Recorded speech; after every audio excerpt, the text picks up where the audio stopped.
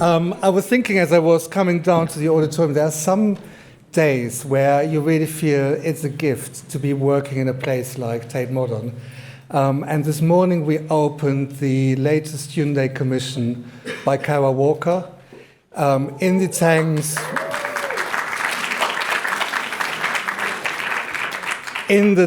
we have the rehearsals by Pandey Jing, who is going to perform a riff on an opera there during Freeze Week.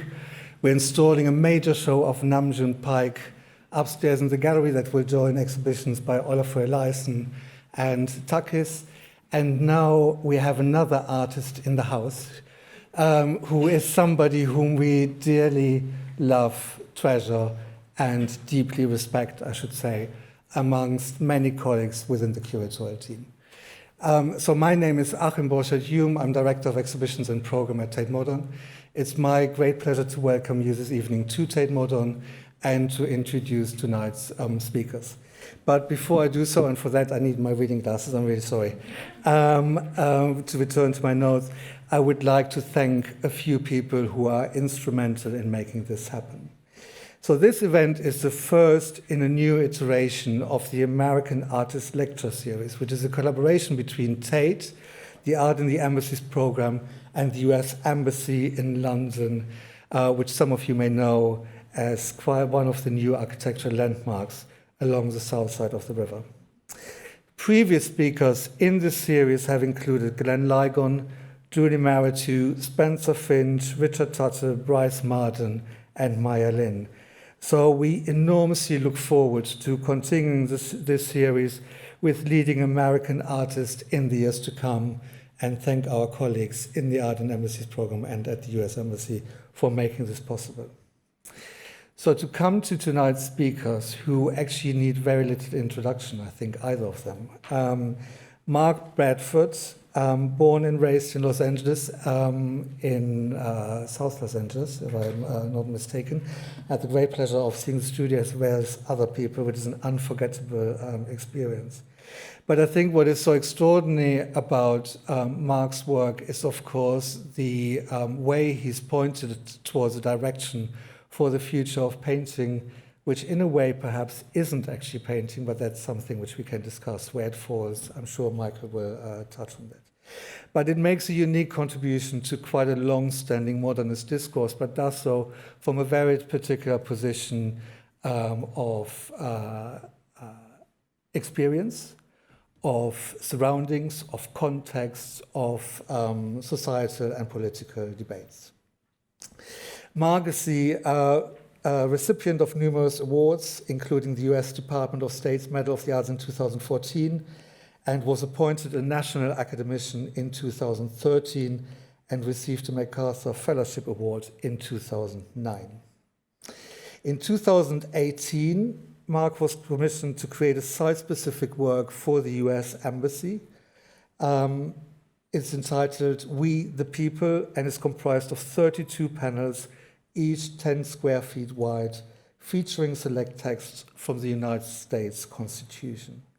He, of course, represented the United States at the Venice Biennale to huge critical acclaim, and we at Tate are proud to have currently 3 works, hopefully soon to be joined by a 4th, in our collection of Mark's Los Mosquitoes from 2004, May Heaven Preserve You from Dangers and Assassins from 2010, and Riding the Cut Vein from 2013, works whose acquisition was enabled by the North American Acquisitions Committee and the Tate Americas Foundation, crucial supporters group for us to do the work that we do. Mark will be in conversation with Michael Auping. Michael was chief curator at the Modern Art Museum of Fort Worth in Texas from 1993 to 2017. There are so many seminal exhibitions, monographic and otherwise, that Michael organized that I'm aware of. That it almost seems ludicrous to pick any of them out. But it was a particular context. I know many people, many American artists, particularly younger ones, really engaged with the language of modernism abstraction through the work that you've done. So there were exhibitions by artists such as Achille Gorky, Willem de Kooning, Philip Guston, Clifford Still, Susan Rothenberg, Ed Ruscha, Bruce Nauman, and Lucian Freud, who just falls outside the American League. There were others, but just to bring him in there. In 1990, Michael was the commissioner for the American Pavilion at the Venice Biennale, working with Jenny Holzer, who recently had an artist room here at Tate Modern on a truly memorable site-specific installation. His latest book, 40 Years Just Talking About Art, includes interviews with artists he has worked with over his career. Just in terms of this evening of the conversation, so Mark and Michael will be in conversation, then there will be a chance to ask questions from the audience, so take notes, be ready. Let's not have the long pause when somebody asks, does anybody have a question? Somebody please be the first one to raise their finger immediately, so that then we can all finish towards 8 o'clock, this being a busy week. I'm sure everybody after that will be ready to have a drink or other engagements.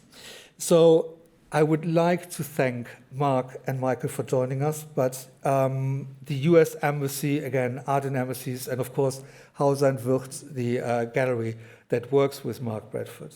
But before I hand over to Mark and Michael, I would first like to invite Yael Lampert, the incoming Deputy Chief of Mission at the US Embassy in London, to say a few words. Thank you.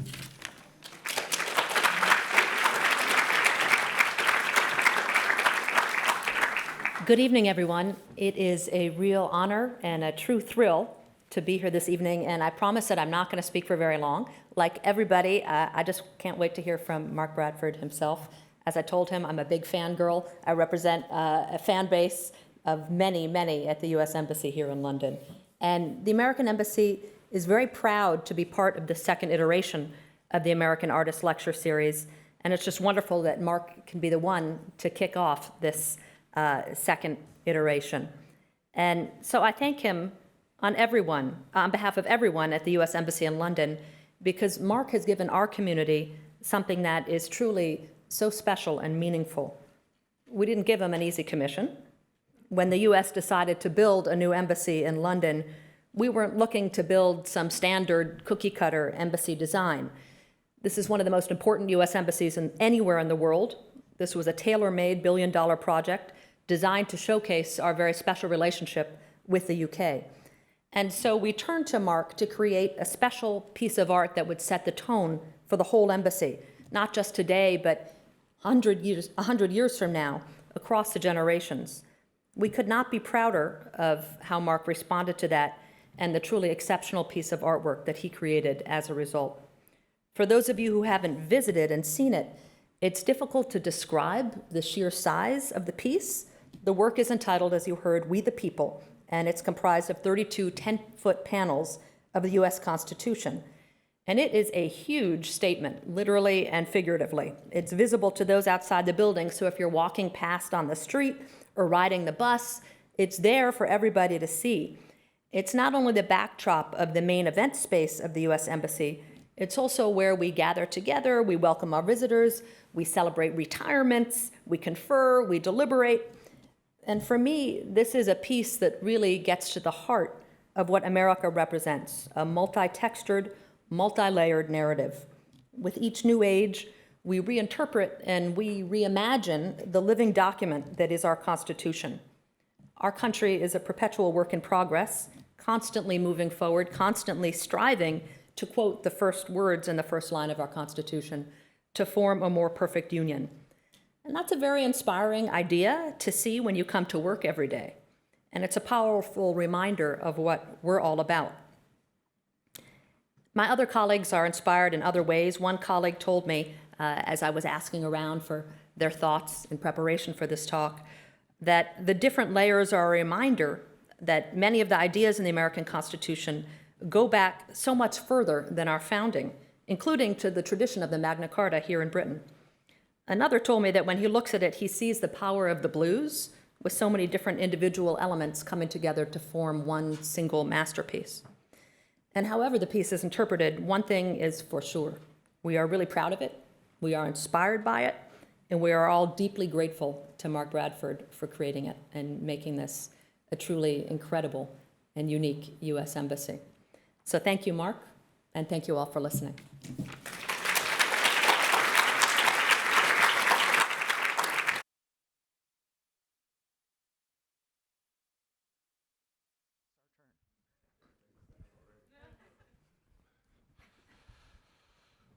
So, Mark, I thought we would start by going back almost 20 years to... When I was 6. Exactly. To 2001, and the freestyle exhibition that was at the Studio Museum in Harlem, which I thought was a very diverse exhibition, and for me a very important one, because it reframed or maybe broke the frame on how I looked at contemporary African American artists. What is your memory of that show? Let's see. My memory of that show was I heard like a rumor that Thelma Golden was putting together a show of contemporary artists.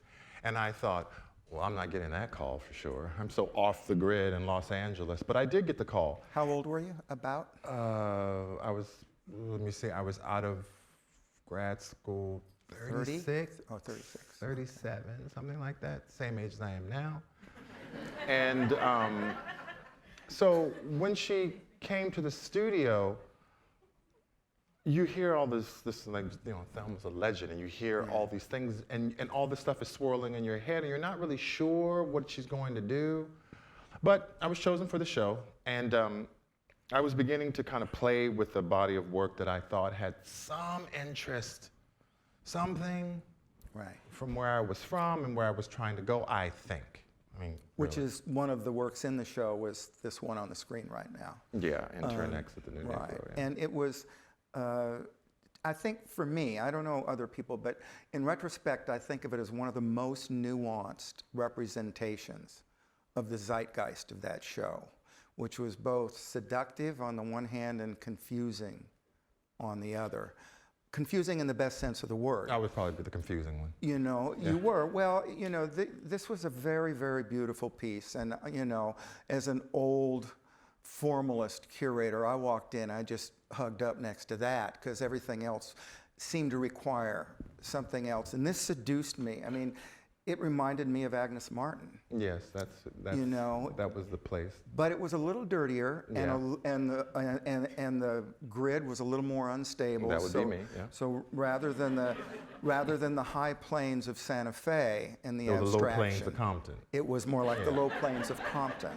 You know, and it wasn't until later that you told me that, you know, when these were made of end paper paintings, pieces of end paper from the hairdressing profession, which are put in rollers to protect the hair. Yeah. And but before you put them on the canvas, you burned the edges with a little torch. Right. Because I couldn't see them. They would just disappear. Right. Everything would disappear.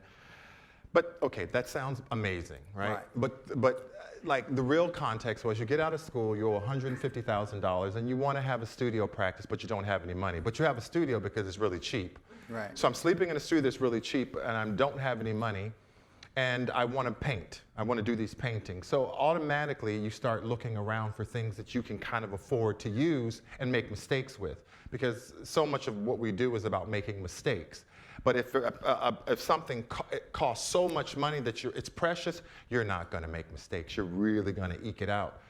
So it really was just happenstance, really, that this material, it was $1 a box, and it was inexpensive, and it pointed to this labor that I was doing. So I thought that it straddled both fences. But the key phrase that you said, and you said it to me a number of times, but I just wanted to paint.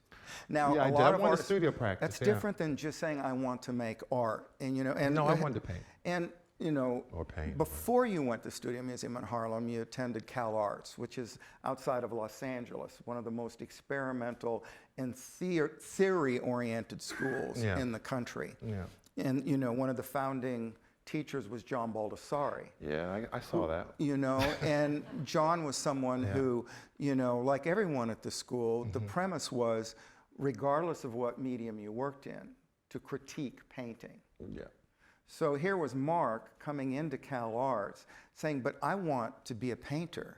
No, but not yet. No, because undergrad, when I came in, I was really interested in the writings and the kind of theory. I actually really was interested in the critiques of the critiques of the critiques of the critiques. I really found all that amazing. And so undergrad, because I had never paused in my life was just a series of movements. So it was the first time I ever paused. And it was the first time I ever really went to university, where Monday through Friday I was actually in university. So I really was interested in reading.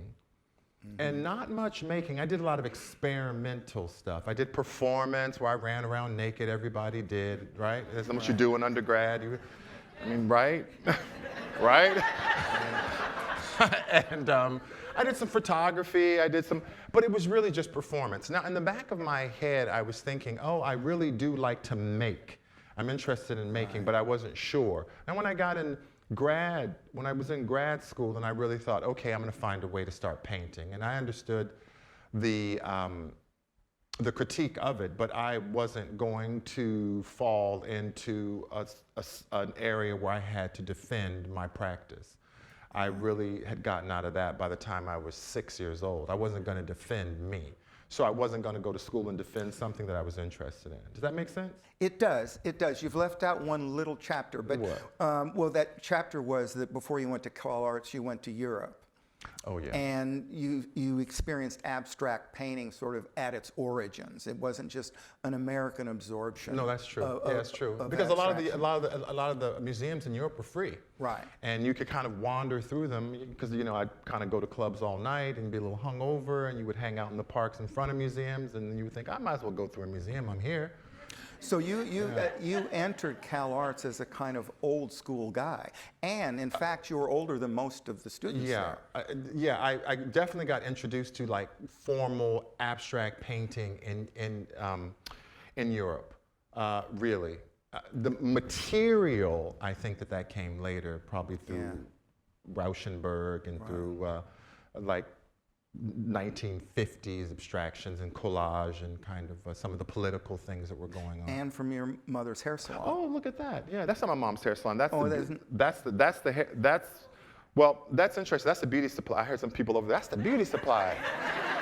Where we get the stuff from, Keisha. You know where we buy the stuff. But here's the interesting thing about that. I saw some images of was it Gorky of the 99-cent stores? What? There was a photographer, and he took pictures of these 99-cent stores. Gursky. Andrea Gursky. Sorry, not Gursky. Yeah. And I used to think, oh, it looks just like where I buy the materials in the hair salon. So that's just the material, that I would get the materials there and then work in the hair. Look, I look tired. Oh. So I actually wasn't stoned. I was just really tired. But here's the thing, though. So how do you connect that? Like, how do you come from a material making background, and how do you connect it to wanting to do this practice that people were telling me that it was dead, and that it kind of had this long history through Europe and through the New York school of the macho cowboys? Maybe I was just naive. Having known you over the years now and listened to you talk, it's like you talk about the hair salon like it was a pre-studio. It's where you learn to identify with materials. They weren't the materials of painting or of conceptual art, but they were hair dyes and things like that I think brought you to a kind of hybrid painting. You think so? Well, I think so. I mean, I don't know. I'm truly. I can tell you. I mean, you're much more of a scholar than me, but I can tell you one thing I did learn. I learned how to keep going. That is the one thing I learned how to do, is keep going. Sort of when you're making something, and when you're trained to make something, there are these highs and lows. You start off and you think you're truly the genius of all geniuses, and halfway through it completely falls apart, and you're just down in the depths. And this idea of keep moving through it to finish it, that's something I definitely learned in the hair salon, because halfway through it, you can't stop curling Keisha's hair. Right. Keisha, I am so overwhelmed. Right. She's like, you better keep going, boo. So that I did learn. I did learn that, and I did learn that the process of making, that the process of making and the training kind of would collapse together. And this idea of using this kind of almost like syncopation, almost like music. This kind of one cue after another cue on top. I kind of learned those things, like looking back at that. That's one of the things. I mean, I focus on these, and this is another of the end paper paintings. I focus on these, number one, because Mark and I are doing a show of his early end paper paintings in the spring, and so I know from you a lot about them. And what I have seen is that the working with the end paper paintings and you're working in the hair salon, it recurs as a theme throughout your work. It's not always there. This is a painting called Click. And what is Click? Curling hair, actually. The click from the curling iron. The click, click, click, click, click, click, click, click. It's kind of, yeah, it's interesting. I tell you the thing, I've probably told you this before, I am comforted by the grid. I'm very comforted by, people say, oh, I hate the grid, the modernist grid destroyed the grid. I was like, no, the grid's okay. Because my upbringing was very gridless. We were not on the grid. So for me, I took comfort in the grid. I was like, I'm fine with it. You know, it's very organized and ordered. It's always there. You know, so I was very comforted by order. It just depends on your entry point. Right. So and I noticed that these little rectangles made grids. And I would play inside of the grids. And I found that comforting just leaving school. Right. I mean, the grid does get more and more unstable as your career. As I get more unstable. This is a painting called Spring Honey. Yeah. And Spring Honey is a dye, right? Yeah, a color, a hair dye. So he's again referring to the salon and the color, his color sensibility. When I was first got involved with Mark's work, I thought, this is really odd sense of color. I don't get the little acidy. It's a little pops a little. You know, it starts to be soothing, and then it. Store-bought. Everything, it's still store-bought. Whatever's on the shelf is usually even paper. I don't ever create my own colors. I don't mix anything. I just store-buy whatever's there. Because if it's store-bought, there's kind of a relationship in our memory that we've seen it. Oh, I've seen that color before. It might have been on a bake sale or a flyer or something, but it's something. I don't know if you've seen Spring Honey, but I just wanted to, things that were readily available to everyone. All right. Well, you made them beautiful, all of them. This is a painting called The Hood is Moody. So I'm showing this to show how the grid gets increasingly more unstable. But as it gets more unstable, in my mind, and I'm maybe not consciously in yours, but certainly later it was conscious, it also becomes topographical.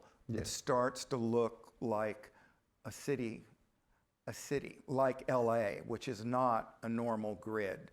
It's an unstable grid. I went out of the beauty shop.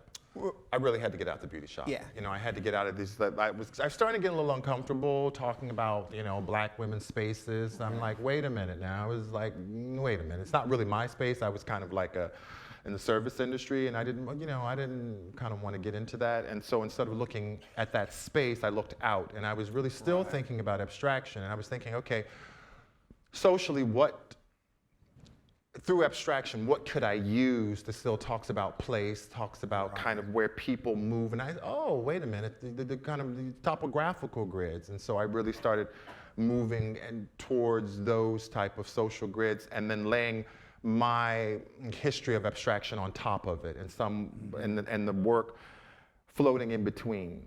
Right. It's not exactly a social grid anymore, and it's not exactly just an abstract painting. It's kind of in between. Well, for me, when I saw these early works, they completely seduced me in. Again, my entry was like Agnes Martin, and then I started to realize Mark was really interested in Agnes Martin's work. So there's a famous group of works by Agnes Martin titled On a Clear Day. Mark did a painting, not this one, called On a Clear Day, I Can See All the Way to Watts. Yeah. So he's beginning to use this abstraction, and then this is called The Hood is Moody. So that is because I was getting, when you kind of debut with a kind of a very specific mark from a very specific origin story, this kind of end papers from the mother's hair salon, and well, you get kind of used to kind of making work that has kind of a underpinning, and then you start moving away from it. You start leaving what is and it got known. Dark, and it gets darker. it starts So to, I was like, oh, well, here we go. Oh boy, I hope it works out. you know, I mean, obviously there are other LA artists Yeah. who have dealt with the grid of Los Angeles and wanting to see Los Angeles from an aerial viewpoint. Those of us who grew up there understand why, because you never get a hold of the edge of LA. You can never, I don't care how far you reach. And you which never LA? get to the edge. Yeah, Or which which LA? LA, right? Which LA? But you know, and someone like Rouchet was always looking above LA. But Ed's LA was sort of very glamorous in a way, very cool, and very glamorous. Yeah, that wouldn't have been mine. No, Mine's a no, little- no, no. Yours is darker. A little bit more like that. A little more like this. It's Yeah. called Los Mosquitoes, so, which means the mosquitoes. The flies, actually. Or the flies? Yeah, I always yeah. thought it was a mosquitoes. More derogatory. Yeah. Oh, yeah, more Yeah, derogatory. Yeah. And then you see a work like this called Scorched Earth, which, I mean, I'm assuming that's like burned out South Central. No, after the Watts. This whole, oh my God, it escapes me at the moment. Why call it Scorched Earth? Well, it was burned in some way. Either the painting was. Yeah, but I mean, the whole area that I took the maps from was burned out. Gotcha. So yeah, Tulsa. That's it. I don't know why. I Oh, forgot Tulsa. that. So right, and I just went whoop like that. So there was actually a race riot, and they used to call it Black Wall Street. Right. Part of Tulsa, and I found these maps, and I was fascinated by the history because I was like, wow, nobody really talks about Black Wall Street, and it was the kind of mercantile business part of Tulsa, and because there was supposedly someone that whistled at someone else, and the riot ensued, sounds familiar, and it was burned down, and so I was fascinated again by this kind of psychogeography, or places that carry memory, places that have this unrest embedded in the sort of fabric. And so I made a whole body of paintings. This is the first body of paintings that really dealt with that and used the materials that kind of came from the street, the kind of streets, the palimpsest of merchant culture. And I was looking at this painting, I was really trying to kind of connect an abstraction that looked out at things that were so easy, and also trying to, through my own imagination and history of abstraction, lay both on top of it. But I think that through the alchemy in the studio, there still is a hope. I mean, I'm not a spokesman for Black Wall Street or Tulsa. I pull it into my studio and it goes back and forth. Hopefully I win, and there is some brightness in me, you know, but you don't look away from the darker things, and that's kind of where this area really started to come from. It's funny, I knew that it was Tulsa, and I forgot I until I flip looked it at in it. my mind, and I always relate it to South Central. Yeah. Because Well, that burned too. I know. Yeah. And Yeah, your Method Man. titles, again, are about moving outside of abstraction to place. So Method Man is a rap artist, Yeah. right? And this is called Method Man. Man, yeah. And so a lot of, I mean, you really, when you look at Mark's paintings, it's great. You look at the painting, you go, wow, that's really beautiful. You've got to read the titles, you know. Disappear Like a Dope Fiend, Yeah. Method Man, I Thought You Knew. Yeah. You know, Just trying to point to something that just trying to point to another site other than just the history of abstract art, and so that it's kind of internalized, you know, unpacking 1950 kind of New York school, just pushing it down the road a little bit. Yeah, but that's why I think one of the great things you're doing is reframing abstraction in a way that it desperately needed to be, infusing it with content. I wasn't thinking of any of that. You may not have been, but you were doing it, you know, because, you know, Clement Greenberg's purity was like to get everything out of here. We got to put this painting in the washing machine, clean it, every piece of dirt we can find out of it, and show it, and that was called color field painting, which I, of course, once loved myself. But enough is enough. Well, Clement, if you think about Clement in the 50s, and you think about Emmett Till, the kind of who was beaten, They were close, you know. So there were political things going on outside. I really think a lot of that trying to erase everything from the surface was because the surface was beginning to boil. Mm-hmm.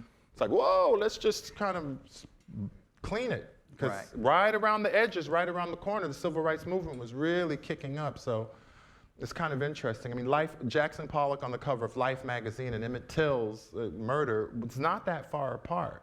You know, it is, we were talking earlier today, how fascinating it is. Mark was saying, well, you know, when does the 21st century start? I mean, we're pretty far into it. Right. And we're just barely. I do think we're in it now. Look how long it took from, say, 1965 at the height of color field painting for an artist to come along and start to reinvest content into abstract painting, while still allowing you to believe in formalism, you know. So you started moving outside of your studio and seeing merchant posters. Oh, right, yeah. And you started, rather than using the end papers from the studio, gradually this different kind of paper started what I think of as your social papers. Mm-hmm. You know, they weren't your formal papers, they were your social papers. Okay, so all right, I'm black, all right. My studio's in South Central, all right. There's all these narratives on the internet of what that means. And I know, but how do I find the details of this space that point to other conversations? And your eye trains away from the large meta-narratives, and you really look for the small details. And this was one of them. I mean, DNA testing. What was that about? I mean, you know, uncomfortable on many levels. Yeah, many levels. But and this is one of the milder ones. I mean, you showed me one about, I don't know, diabetic patches that you could resell. Diabetic, yeah. You know, I mean, it's like, but what that tells you is that there are local crises. There's a crisis going on in that local community. The need is already there, and then a parasitic marketing comes in and takes advantage of them. It's like, we'll give you money for an ugly house. Well, we know you're losing your house. Right. Bed bugs gone in 15 minutes. Well, we know you're overcrowded in an apartment because you can't get another apartment. Car title loans, that's the newest one. Car title loans in 15 minutes. Well, so it's the crisis already there. It's not like advertising above your heads. It's not like Apple Watches and cars and billboards. They create the need. You really want this. Like, you need to aspire to this, where the on the ground advertising really is addressing what's already there. Exactly. When I first met Mark and went to his studio, I thought he was an abstract painter. And I had this goal of asking you, because you were a pretty nice guy, I thought I could get away with it. I said, how can you be an African American in this day and age and make abstract paintings? How is that possible? And you said, well, look more closely at the paintings, you know? And so you start to look at Mark's paintings and you see what he scraped away, and you might see the word diabetic, or you might, in other words, you're looking into what you think is this pure abstract space, and all of a sudden the world peeks back at you. Yeah. And that's one of the things that I think is unique about your work. Well, look, you get in school and you have these monoliths that kind of slam down over you. Tell me how it feels to be black. Oh, Jesus. Tell me how it feels to be 6'8". Tell me how it feels to be from South Central. Tell me how it feels to be this. And I was just thinking, wow, that's a lot on my shoulders. Yeah. And so I look to a space that I can interrogate these ideas in my sweet time. And abstraction gave me that space. Listen, I don't know everything. I'm figuring it out. And I created a space that I could move in and out of those. I can't speak in these monoliths. As a subject, I feel this towards that. Yeah. And so, well, I'm black, and the art, I guess that's black art, because, you know, kettle, meat, pot, I don't know. So I don't... Well, I think one day you and I should do a contemporary exhibition and just title it Gun Show. No. In Texas, can you imagine how many people would come to the show in Texas? Really uncomfortable. Like that would be, unless bring your guns. No, there wouldn't be any Bring guns them in the so that we show. can get rid of them. It's just the title. It would just be the title of the show. Right. It sounds like church in here, you know? This is like, right?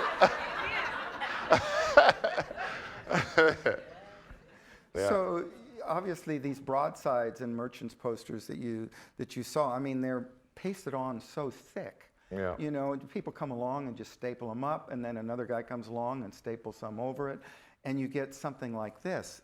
Mark just peels like, you know, it's like 6 inches a foot. More, you know. years and years, and it's great because that's I can tell that's one of my assistants, and as long as we wear the kind of the city worker uniforms, people leave us alone. They think we work for the city. And you're kind of pissed off, like, yeah, they're not paying us enough to do this job, and overworked. They leave us totally alone. I mean, it's astonishing how much that I do out there, just out in the street, just. Nobody would ever think that anybody would be taking that down free. Right, exactly. It's amazing. And yeah. taking care of it, and you know. Oh, but you can only do that in certain parts of the city, where it becomes more kind of, you have to be far enough from the gaze of surveillance and money for this to happen. As soon as you move to like the center of the city where there's more money and more wealth, we put the tools down and the police came right over. So it's the gray area is really, I was wondering if you're going to have a pit, yeah. So at the American Embassy, you moved to another kind of paper. Again, it's this attraction Readily to available paper. store-bought, But yeah. also the Constitution was on paper, Yes. I think. Yes, it was. Yeah, it was. That's why you can, And so paper becomes this sub-theme. a vulnerable material that has something so heavily written on it. Right. That's what was sort of fascinating to me.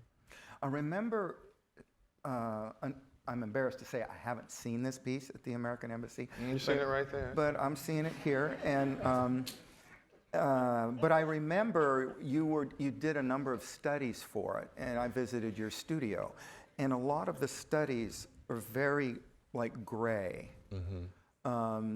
They have a little bit of color that peeks through, and they look a little bit like concrete.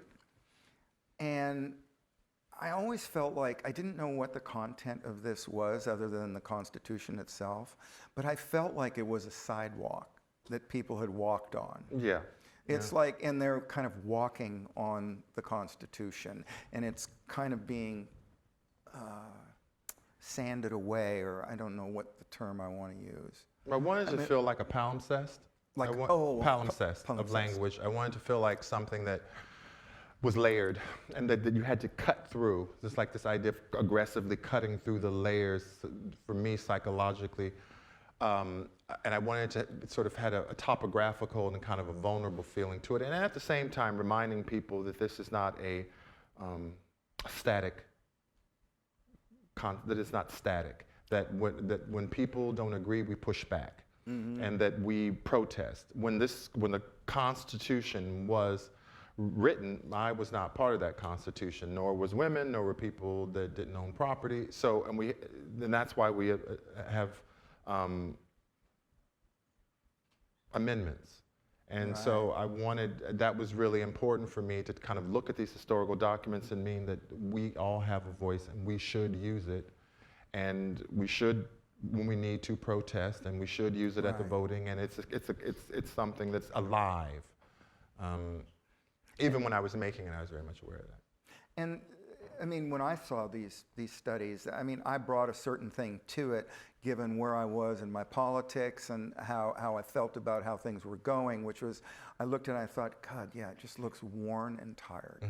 Because I felt worn and tired. Yeah, we all do. You know, and so that's what one could bring to this, but I know that's not the whole of it. But it's a problematic document.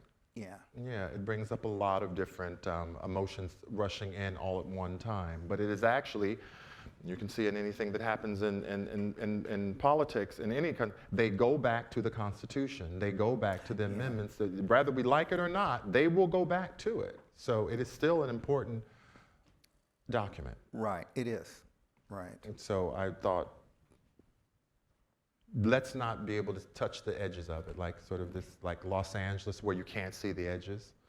Right. It has this infinite, where you can only catch pieces of it, bits and bobs. It really does look beautiful, and it feels like it's about many things and many people. I mean, it doesn't feel like it's authoritative. Well, when I made it, I refused to make it as one. I made each panel, and then when I got to the embassy, I just crammed them together. I didn't try to make them seem where the O went to the other panel.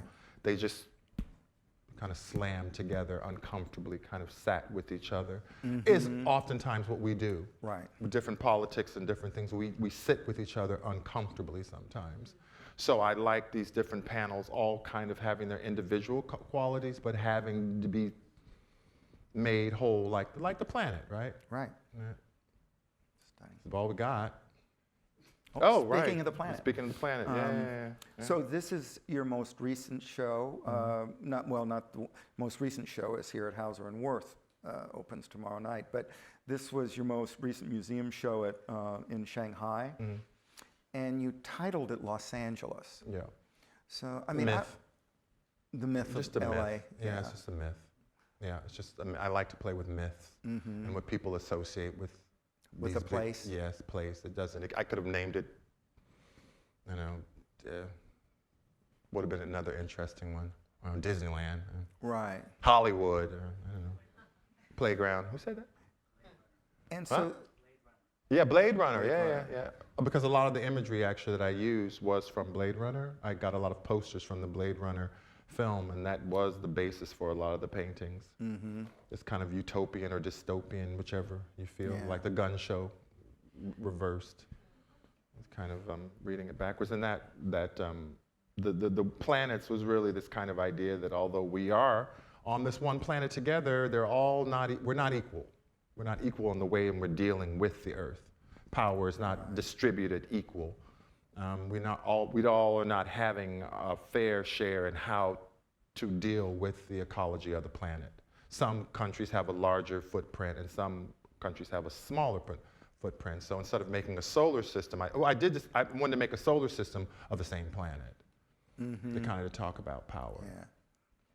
Well, and if you've spent any time in LA, and we grew up there, you know, there's a romanticism about LA. If you tell somebody, oh yeah, I live in LA, it's like, ooh, really? Well, you know, go there. It ain't that much fun. It's a tough town. It's a tough town. It's hard to get around. It's gritty. It's smoggy. Yeah, there's a beach, and that's great, but nobody ever gets to the beach because nobody can afford to go to the beach. Yeah, it's the freeways cut, it really racially and economically, the freeways really cut off people. So for me, your work does represent a new way of imaging Los Angeles that my generation hadn't seen.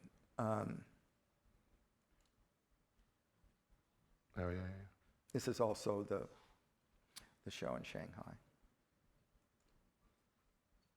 And this is from the show that will open tomorrow night. And this is painting Cerberus, stunning painting. You've got to go see this show. It's really beautiful. And so Cerberus is a three-headed dog. The guards the gates of hell. And I had to Google it to figure out, you know. Three-headed pit bull in my head. That's what I thought too. First thing I thought was pit bull, and then I thought, but then if you Google further, it goes on and it says, well, Cerberus was in Dante's Inferno. Was in the third ring of hell, and he protected the gluttons. Yeah, and I thought, well, maybe it's about the contemporary art world today. Cerberus is just kind of dumb. He's working overtime for what? Yeah. For me, it's he's like a border walker. You know, this kind of idea. I mean, I really live on a border. I mean, between the U.S. and Mexico, and you're constantly inundated with this language of this xenophobic language. They're coming, they're swarming, we must protect. And it really is just kind of this, you really become aware of our southern border. It's so funny because there's a lot of language around the southern border, but the northern border, which is Canadian, they're like, that's fine. Right.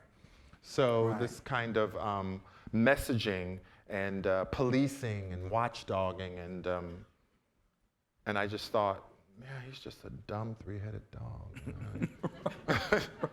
And so it really, my imagination sort of used, again, when I'm dealing with very hot subjects or loaded subjects or something that's contemporary or something that I want to investigate, I try to push it farther back and use something that's historical. Like I did build this arc in the lower Ninth Ward and I called it Mithra. I'm always trying to push things far, but it usually doesn't boomerang back that far. It still was the arc in lower Ninth Ward of New Orleans. But And you've always been interested in mythology, and I've actually never asked. I love myth. Where does that come from? I mean, is that like did you go to church when you were young? Did you, I mean. Actually, no, which was kind of unusual. That, you know, because being from the hairdresser clan that I was, we worked so hard on Saturday night that we didn't go to church that much on Sunday. Well, we kind of stayed in the house. They did have 2 or 3 o'clock in the afternoon services. Well, I kind of overlooked that part. No, I was just saying, oh, please, please, please, yeah. You don't have to go at 9. Yeah, no, but you know, I always say you don't have to be from the church to be from the church. Every time I would go over to my friend's house, every time I'd go over, bow your head before you eat. You know, that was just kind of like, you know, you kind of. Because, you know, it's just part of the culture. It really is part of the culture. Your grandmother's house, your sister. So the music, I was immersed, the hair salon, praise the Lord. I was kind of immersed in that kind of environment. So it was around me. I didn't have to go to the church to really get it. And I thought that myth for me was a way of walking into very uncomfortable rooms with a kind of naiveness, I would say, or a curiosity, instead of this kind of having all the answers up front. Abstraction's the same way. I'm not really interested in kind of mid-century abstraction. I'm really interested in talking about these social, political landscapes that I talk about, but I needed like drag. Yeah. I needed to put on something. Well, something fabulous. And it's, you know, there's the titles of your paintings, particularly the early ones, often have this cross between something that you might hear, you know, a woman say in a hairdressing salon. The early ones, yeah. The early ones, or almost a sermon, almost like daddy, daddy, daddy. You know, it's like you really. Well, daddy, but it's I know. I'm just saying. I used to like that riff. There's all this intertwined stuff. Absolutely. Messy. Yeah, messy. That's true. Yeah, you know, I was just, you know, life shows up sometimes and sometimes it's messy. Sometimes things fall apart. Yeah. And I think that idea of vulnerability. I like to make paintings that are 5 minutes from collapse. Really, I do like to make, I don't think there's any, we should not be so afraid of messy. Right. And, you know, things get messy sometimes. And hopefully, they aren't always messy, but I think that the messiness actually leads to a certain vulnerability, and that vulnerability, I think, can actually bring people together. They can bring people together in what you're trying to do with the work. They can bring people together and just that we're nervous, and that we're scared. Yeah. And so I try to walk that fine line, and oftentimes I do walk the fine line, and the painting completely or the sculpture completely falls apart, and that's okay too.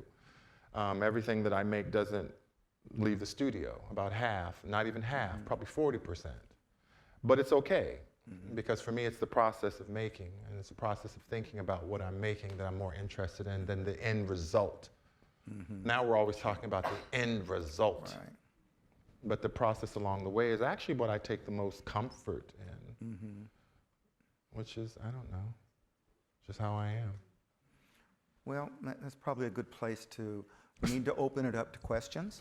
You're like, well, okay, Mark. So, hey, don't scare me like that again. Actually, I do know what he's saying because I visit his studio semi-regularly, and so I saw a lot of the paintings for this show in mid-making, and I thought, oof.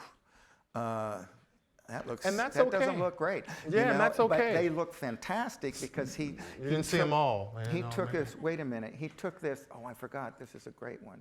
So these are shots of Mark's studio, And I wanted to end this, and then we'll open up to questions. And this is for Mark's benefit, too, to show what the studio looks like. It's a beautiful studio. It looks like a giant hair salon, what do you call it, the beauty supply shop, you know? Yeah, kind of like a beauty supply. Beauty, but on a grand scale. I like to stack things. On a mega scale. And then, you know, he yeah. destroys these paintings with this power washer, which, you know, as Mark knows way better than I do, there's a lot of washing that goes into hairdressing. Yeah. A lot of scrubbing of hair and scalp. Not yours. Not mine, I don't have any. So why don't we open it up to some questions for Mark? Sure. Oh, that hand went right up. She went up first. She went up first.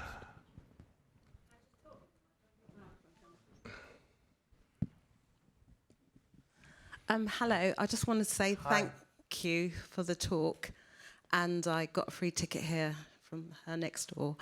But I'm really intrigued as a painter myself. I'm so intrigued with your ability to subsume what I would call semiotic signs within your layers, and for them to sing different songs to different people.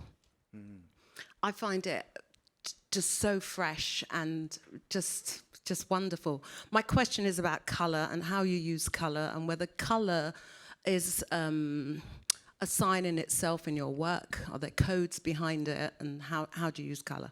I do. Again, it always is what's available.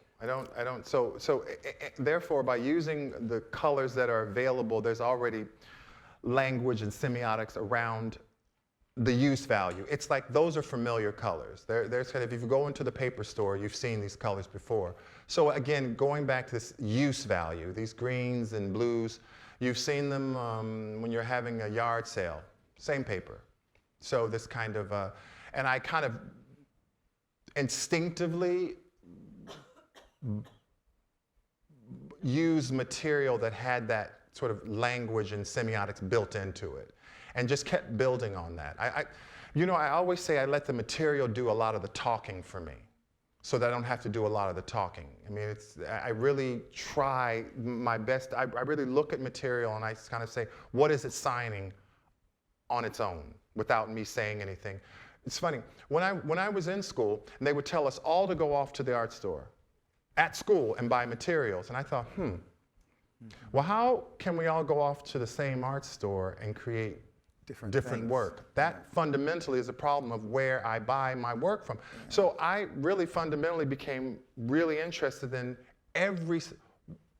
where you buy your materials. What do they look like? Every thought goes, I really pulled it all the way back and really questioned everything. Like you said, around semiotics and around language and how things actually on their own, without us even knowing it, oh, there's so much meaning in the material, right? So does that yeah, sure.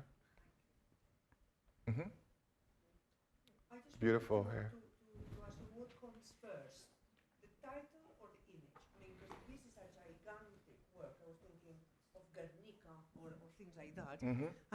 And I was wondering if you thought of Cerveris first or after.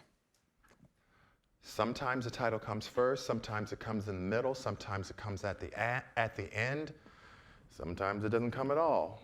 Yeah, but oftentimes when I'm making, I do a lot of research, a lot of reading. I like to read. So when I'm making a body of work, usually there's about 5 or 6 books and I'm reading around the subjects. And so somewhere along the line, something will grab me from the reading. Something will kind of jump off the page that kind of makes a work. And for instance, when you make that straight line, yes, does it come, how is your compositional, is it instinctive or? Well, because I've been working with this material that's so unforgiving for so long, I kind of know that marks will be erased very quickly. So the big heavy marks, I use twine and rope, and I lay it down first, just as like an emergency exit if I need something. And I layer on top of it, and then I'll think, oh, wait a minute, I still have that rope underneath 15 layers. And I just start, grabbing and rocking it and getting it and peeling it. And what happens when you peel, it doesn't peel all the way down to the rope. It kind of peels the 10th layer or the 12th layer. So I build these little grenades all through the work that I can go back and retrieve when the painting dies. And that's only because I use paper, and paper, when it dries, it's like rock. And you have to, that's why I started using water to wet it down again, to try to make pulp. It's just, you've been using something so long, it's like you just figure it out. Yeah.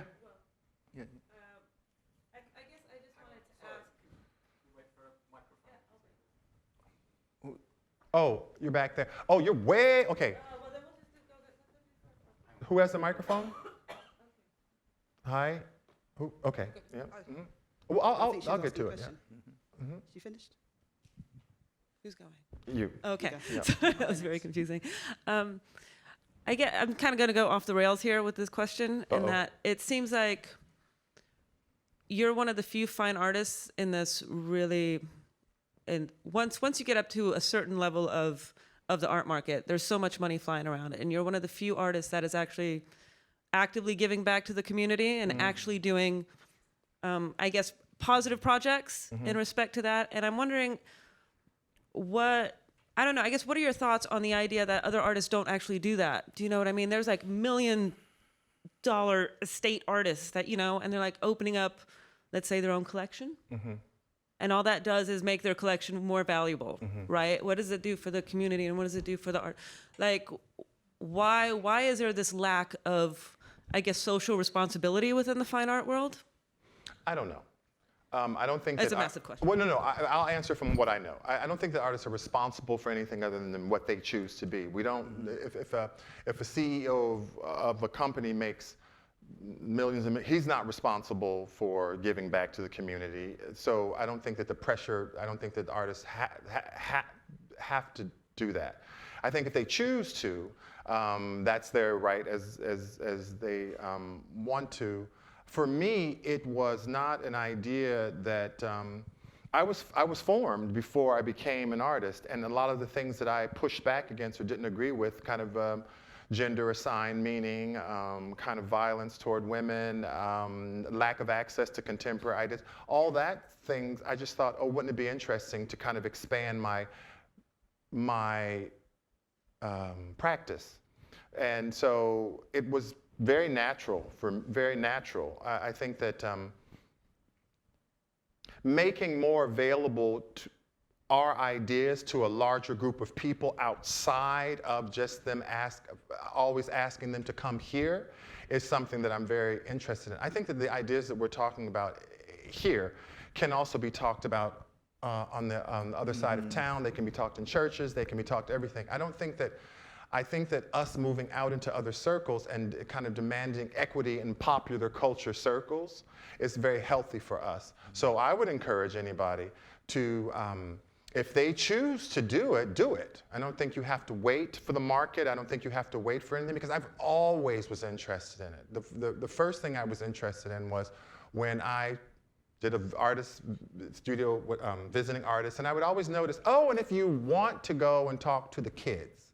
And I was like, wow, that's an addendum on top of an addendum. And I would notice that, and then you would talk to these kids and you start to, where do you come from? Oh, we took 3 buses to get here and then we're part of the, and I thought, this is all wrong. Like, we really have to kind of go their way a little bit more too. So it really was kind of something I've always been thinking about. And I always say that we should just expand the idea of what it means to be an artist instead of artist ///////. That's how I feel. Is that? You can. Yeah, that's fine. Yeah. Just following on from that Yeah, question. they're back there, but we can talk. Yeah. All the way in the back.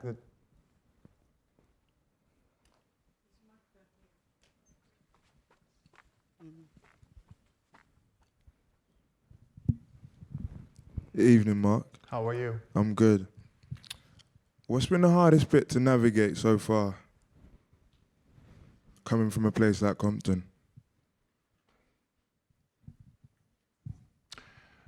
Well, what has been hard to navigate is navigating around the monoliths of race and gender and sexuality and class, of people telling me who I am.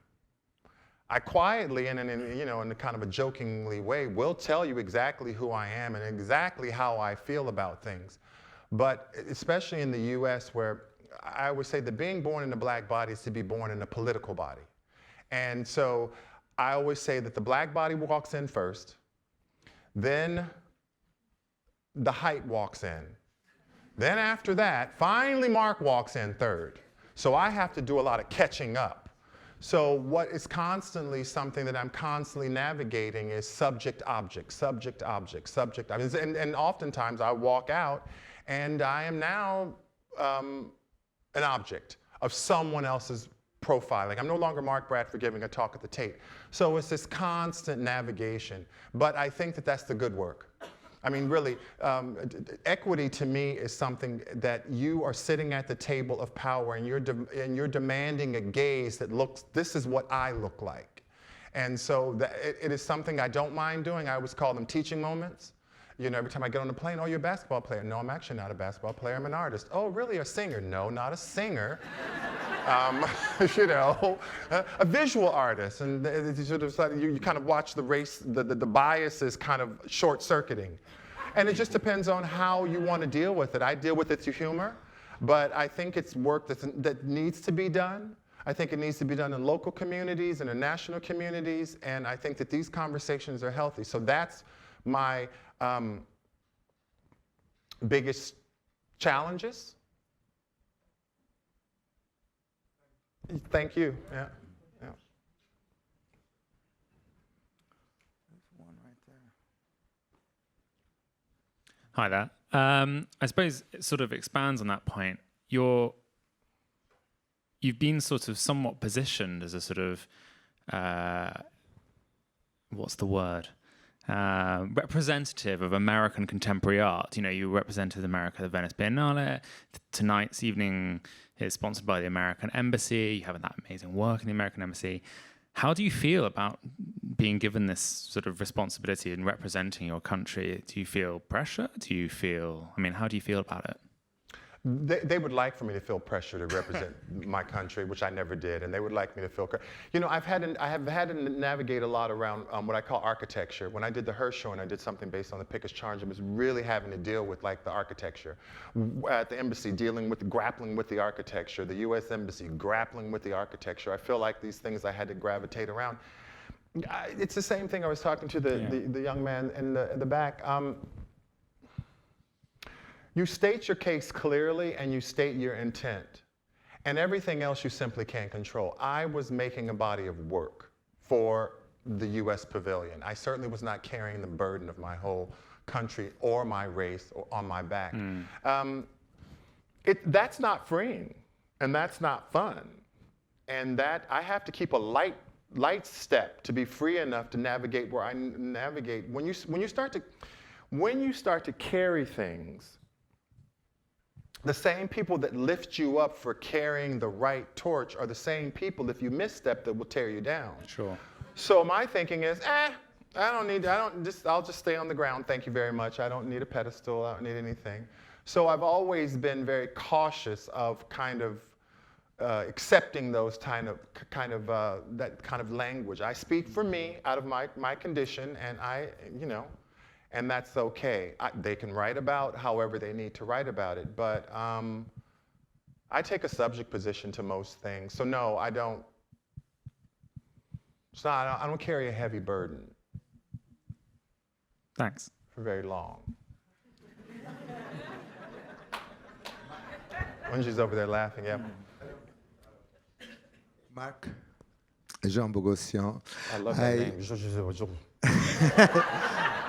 This is an Armenian name, by the way. I like what you spoke about vulnerability and the fact that mistakes and I don't know what you said that brings vulnerability to messy, and that brings you closer to the people. And I was on the train today coming from Brussels, read your article in Ursula about how you consider art to be part of contribution to the world and make the world a better place, bring people upwards in their thinking and get them out of what they have learned. Before I ask you my question, I want to tell you artists have to be responsible to the world.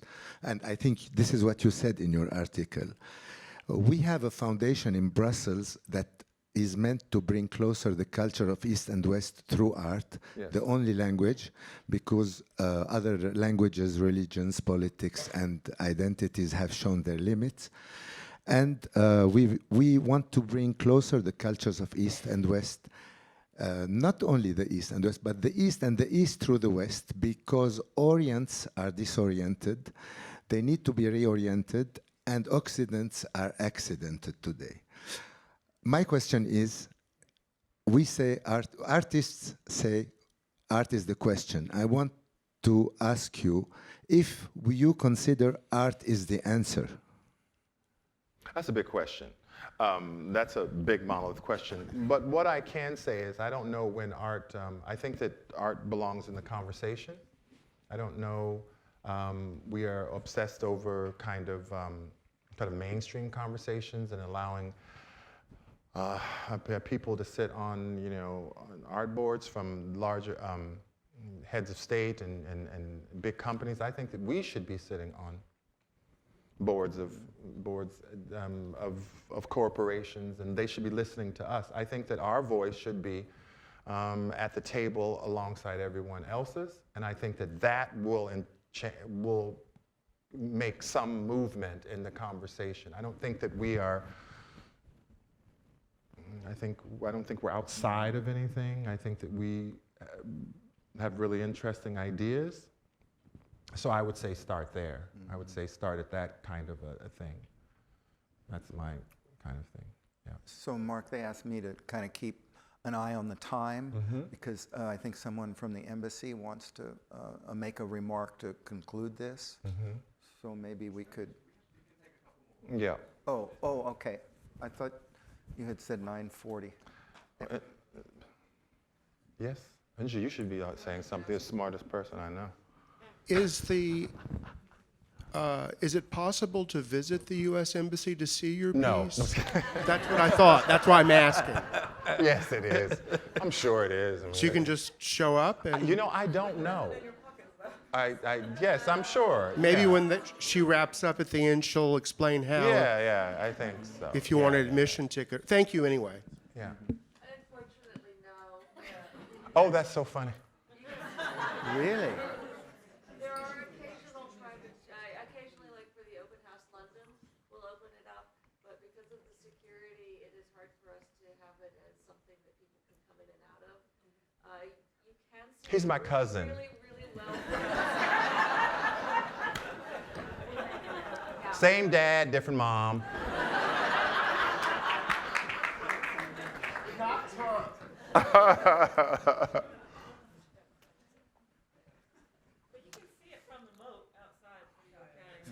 From the moat, right? Right. Yeah. I love the pavilion in Venice, and I got to the end of the exhibition and saw the film. Yes. Which I really loved, and it made me go through the whole show again and look at it in a different light. So I have a simple question, which is, are you going to make more films? Yes.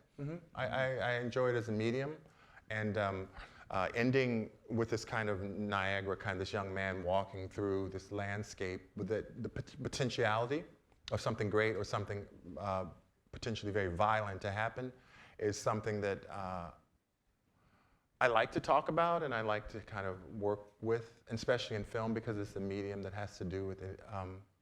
You can reach a larger breadth and So I think so, yeah. I did a little bit. There is a new film in his show at House Oh, on yeah, there Wharf, is. Oh, and yeah, it's fantastic. I totally forgot about that one. You're like, totally forgot. Angie? Kind of circling back to the social responsibility question. Okay, now look, I don't really, like, it's going down that road. I don't feel like artists have to, like, why not? No, it's just, so when you're in Venice, you did the work with, at the Women's prison, Rio yeah. de Terra de Pensiero? Correct. And yeah. the shop. Is that the sort of thing that it's important to you, but because you are a painter and you're about materials, you go in and you've done that work, do you then leave that project to Yes. grow, or are you going to go back and kind of work with it? Yeah, I've been working with it for, well, we're in our 4th year. It'll be 6 years. 3rd year? 3rd year. For me, okay, this is the world stage. I decide how I want the world stage. If they keep saying something long enough, you start thinking about it. The world stage, the Olympics, and you start thinking, world stage. What would I do with that kind of publicity? Okay, the pavilion's already. Let's see if we can stretch this out. And so that was just me wanting to extend the lens, like, you know, on a photo, just to open the lens a little bit more. And when I really discovered this project, I was fascinated that it was all basically women in this mercantile industry, and B, that there was a progressive director of this prison that was willing to say, yeah, we'll get behind this. So it was a lot of things that came together, and people say, oh, I didn't even know they had a prison in Venice. So for me, that, again, it felt right for me. It felt right to kind of open that lens. I don't think beauty lives in a vacuum, and nor do I think that all pain lives without beauty. It really, I don't believe it's an either-or thing. I think that things can be quite beautiful, and there is pain, and pain, they sort of coexist. I mean, you look at the history of African American people, you can see how both can kind of commingle. So it's just something I was very drawn to on the world stage. So since this is the world stage, right, then what does that mean to me? And what would I want to leave on the world stage? Because the pavilion's gone, but me working with Rio Terra is still going on. And that is something that, and I'm very mindful of that. I don't like to kind of go in and do something for a month or 2 months and say, hey, when my show is up, absolutely work with you. But as soon as that show's over, peace. Yeah, right, exactly. That feels irresponsible for me, just in my own psyche of who I am. I'm obsessed with sustainability. I think that definitely came from growing up and having a small business and constantly moving when the landlord would raise the rent and the building would be sold, and we were always bouncing around from shop to shop. We'd close on Sunday and open another place on Wednesday and paint. And I used to think, you know, sustainability. So if I start working with a project, I want to know how this project is going to have legs. How long will it take to have legs? When can it be something that's sustainable for more than a biennale cycle? Thank you. Mm-hmm. I've known this one my whole life. Yep, absolutely. Even before that. Yeah. So I wanted to go back to the work itself, and this first I would like to make the contention that I don't think that the beauty shop made you an artist, but I think that the beauty shop made you a man. And that's why I think when you go back to the ideas that you learn there, it's a very complex relationship, which is beyond the material. Yeah. So I was thinking a lot, looking at this picture and from some of the other questions, about what you were saying before about the architecture. Yeah. You know, fighting with the architecture, fighting through the architecture, because I think that's really where the growth in the work is so remarkable. You know, when we worked together, when Los Mosquitoes was made, you were making paintings out of paper. And smaller. And they were as big as you could possibly fit in that space. No, you bought me a large canvas. And I made Los Mosquitoes out of that, by the way, really. She said, look, you need to give yourself permission. I said, well, buy me the canvas, and I will. And she bought me the canvas. And I did. So, you know. But I think they were still paintings then. And now, you know, now they're really there's a physicality to the object of the work that I think, you know, you really demonstrated in Venice so remarkably in the cupola. And I wanted you to talk a little bit about objects and architecture in your work. Pushing against something, I think maybe instead of a white box where there's really nothing to push against, it's almost like power. You know, there's a white box, you put it in and right? But really, like the architecture, it was like working with paper, which is so unforgiving. It is not going anywhere. And sort of giving myself over to it and really figuring out how to deal with these circular spaces at the Hirshhorn and how to deal with like this really weird Jeffersonian building in Venice, kind of Thomas Jefferson and slavery and also the U.S. Embassy that like is not going anywhere and what that means but I guess it gave me something to push against, to kind of muscle against and kind of like you are not going to overwhelm me. Like you are not going to usurp what I'm trying to do. And I really never thought about it until you're talking about it now. But for me, the struggle was okay. It made something, released something that I was comfortable with. Does that make sense? Yeah, it didn't overwhelm me. I guess you know, and she always says I say her name wrong, but I've been saying it for 22 years, so whatever. I struggle with the architecture of my own body. I mean, being 6'8", like I'm born in this architecture, and every day I'm trying to navigate, and there it is, like this big old thing, you know, moving around, like, oh God, you know.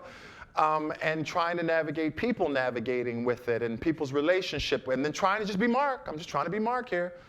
Yeah, it's so, yeah, that's actually this kind of struggle with architecture, whether bodily or if it's something that I've lived with my whole life. So I never thought about it, but there's been a series of shows where I've had the architect, and actually the Long Museum in Shanghai, this huge, and I was very comfortable.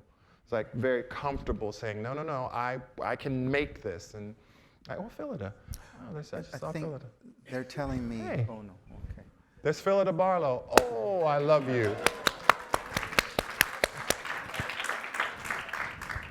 So Mark, they're telling me now. Okay, now is we're done, folks. Thank you. Thank you all. Thank you. Thank you.